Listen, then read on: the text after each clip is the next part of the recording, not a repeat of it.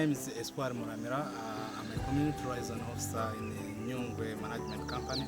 We actually are empowering young generation because they're the one who will be taking lead in the future.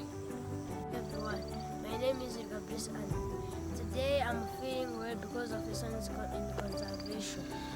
When I was at home, they told us that we will go on a waterfall. So that I trusted that I came to go there because I didn't think that I have worth of going there. Then because of reasons in conservation, I went there and I feel educated. So thank you so much for reasons in conservation. I am feeling well to come here in Nyungwe. I was not thinking that I would come here,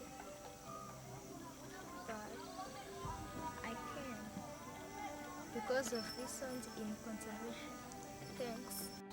With the lessons in conservation, we empower young generation, especially students, to know more about biodiversity conservation. Especially now, we are taking them to excursion in Nyungwe National Park. So, we are trying our best to empower the future.